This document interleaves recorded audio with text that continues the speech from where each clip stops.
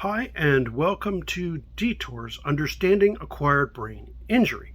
And today I want to talk to you about something that a friend of mine, Lisa, had suggested. We'll credit her below because this is kind of me taking off on an idea, something she had suggested. And so this little series is going to involve me mainly, but her eventually helping out with some stuff too. So, what this is about is things to ask your physician. A lot of families really don't know when they are faced with a family member who has traumatic brain injury, what to do, what to ask. And survivors too, later on, as they learn to self-advocate, things to ask. And so this series we'll be looking at things you ask different docs, nurse practitioners, PA prescribers, and the people who are going to be running elements of the case, and of course therapists and things like that. But I want to start off just talking about a few things to know when you're talking to your GP, your general practitioner, your primary care physician, your PCP. There are different terms for this person, but this person generally acts like kind of the gatekeeper, the router, if you will, the person who connects you with all different kinds of docs and therapists and stuff like that. The important thing to keep in mind is that your primary care physician, your PCP, your GP, general practitioner, they really typically don't know anything about brain injury. They know nothing. You will be doing a lot of the educating here. You will be explaining what's going on, and you may need to push them a little harder because they've got to have a high turnover, and oftentimes they really aren't interested in getting into the nitty-gritty. So you need to think ahead and explain what it is you're looking for, what it is that you need, why you're there. Wise would be to have ready a list of medications, bringing a bag of pills in plastic containers which have double, triple, that will not get you. You need to have a list when you come in there. What is being currently taken? They should have it on their electronic medical record. They should, but unfortunately, because of the need for high turnover, oftentimes they don't look at that. So one of the things you could do is have a list written out of what meds your loved one is on or you're on, and just hand them the list. It makes things move a lot faster, and you can drill down immediately to what it is you need handled, rather than spending all that time waiting. Usually it'll be the nurse who takes this, but the doc will want to often talk about this too. So you can get past if that's not your problem. Now, if it is medication that is your problem, then you want to know specifically what your concerns are. And is it side effects that you're worried about? This is something important. If you're worried about side effects, then you need to pick things that you're concerned about. Remember, these folks don't know brain injury. You are the expert on your brain injury or your loved one's brain injury. So you need to be able to convey this. Also, what is important to know is, like, are there any allergies to medications? Or did they have a bad reaction to something before? Any medications that did not work well? It is important to bring this up when you're talking to the PCP or GP. Hey, this did not help them. Important to know that. Again, you've got homework to do before you even get in there. Very important because it'll, again, help make things more efficient and you can get right to what it is that you're concerned about. So have that paperwork, ahead of time. Just have a pre-printed list. Put something on your computer and type out. Like, as things stand, there are programs or even apps on your phone that you can use so that you are prepared right away. And I know there are those portals you could subscribe to, but again, depending on whether you're on a day where everything is on fire, it's like crazy going here and there, or whether it's a calm day. And that's something else. You may want to, if you can, pick a strange time.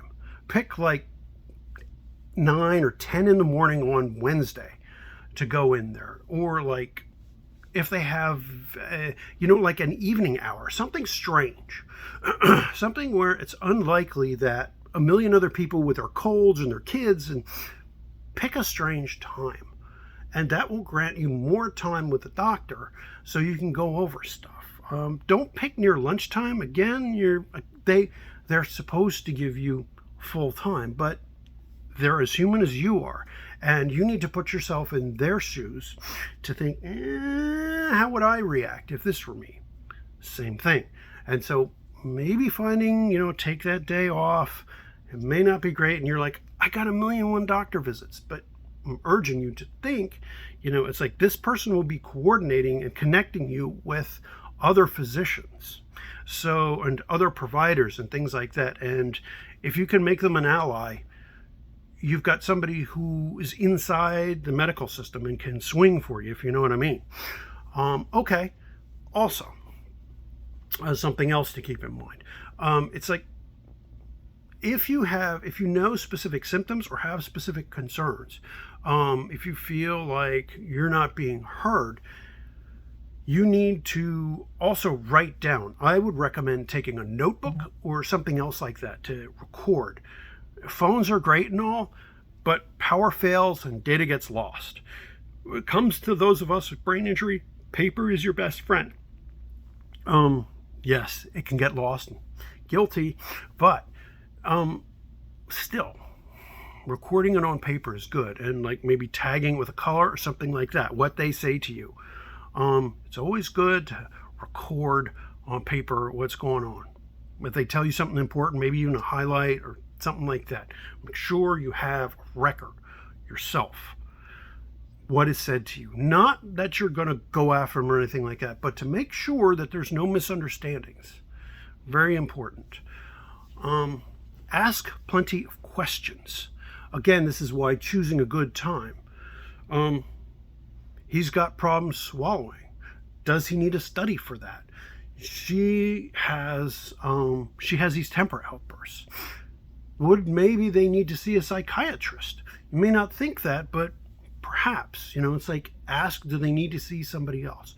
Could it be the medication, or maybe it's the brain injury? Got to ask those kind of questions. Again, this doctor is not an expert in brain injury, so you have to be able to ask those critical questions. And the only dumb question is the one not asked. You're learning too. So there's no WebMD. And any of these other Googling your symptoms, Dr. Google did not graduate from a good medical school, okay? While it's fine to look and to, get a rough sketch, it's always cancer, guys. It's always cancer. It's brain cancer. It's always cancer. No. And they're not going to listen to you. You come in telling them what it is. You're an expert on your brain injury, not on all brain injury. The doc is interested in taking care of you, not in you trying to show that you know as much as he does or she does, or where, no, Dr. Google, please. I'm a nurse, and it's like, I admit I don't know what the doc does. You can't get a medical education from Google. So please, all I would say is, like, when you bring that in the back of their head, they're like, it's another one of these. They may not say it to you, but it shuts the door, and they will not take you seriously. They'll figure you're just there to make their lives harder, and they will go to the bare minimum. They will not go that extra mile for you. If your loved one needs, there are two doctors to choose from. There's the one that's close and cheap. There's the expert. Whoever's easier. If they think you're a jerk. That's just the reality of it. It maybe shouldn't be that way, and you're going to tell me, hey, they shouldn't do that. No, they shouldn't. But they're human. And how you interact with them determines how they will interact with you. That's reality. There's the ideal world, and there's reality. You will be met with reality a lot. And so, being nice to them, asking questions that are thought out, having your stuff together, planning, thinking, doing, being ready with reasonable, and organized approach. I know it's hard. I get it, because those of us with brain injury, it's like, but it's important. And that first connection and those continued connections. If the doctor isn't working for you, if they're not helping you, they're not hearing, you have to change. There are other doctors. You can get second opinions. You have the right to get second opinions. But what you do matters too. This has to be a cooperative relationship. Adversarial relationships will leave both of you in a bad position and will ultimately hurt the survivor, or hurt you as a survivor, or hurt the family. Gotta find a way to work together. It's not great to hear that. We all wish everything just worked our way, but heck, we've got a brain injury. That's already proven that life isn't fair. Refills for medication. Make sure you keep track of the pills. This is more for family, but yeah, it also applies. When you're getting down to like a week, call the doctor's office. Be a pest. You may have to. This is kind of like a little contra, to what I just said. But when you're running low, if you're like a week ahead, you call them, say, hey, yo, I'm running low on my pills. I need to make sure I got a refill. And the reason this is important is because like a last minute call on a Friday, you're going to be without them. You're going to be without them. That's the reality. So a week ahead, and then like 2 or 3 days, if you haven't heard, then start calling every day until they get them filled. Now, there may be a prior authorization or something, and that's an insurance company problem, the prior auth. The insurance companies, we all know how much of a problem the insurance companies can be.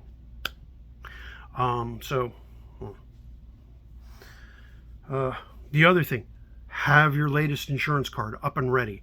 Know they're going to ask you some kind of weird questions, whether it's currently COVID questions or whether it's Ebola questions or what other new plague comes along.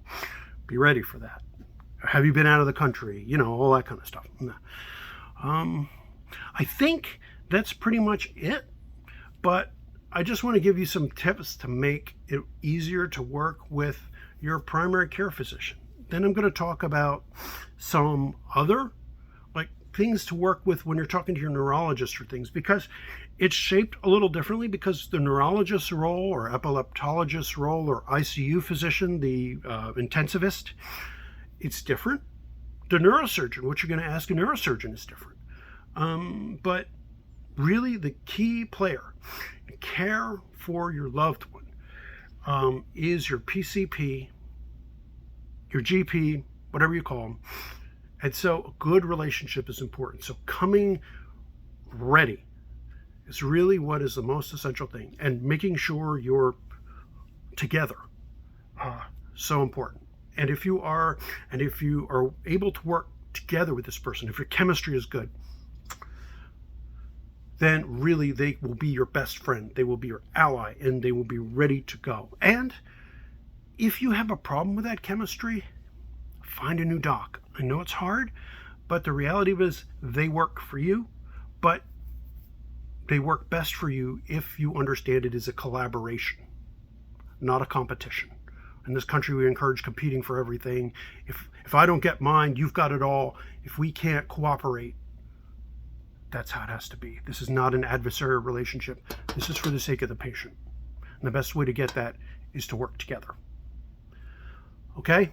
Enough of that, but I did want to just talk about some things that are important for the patient and that help all of us.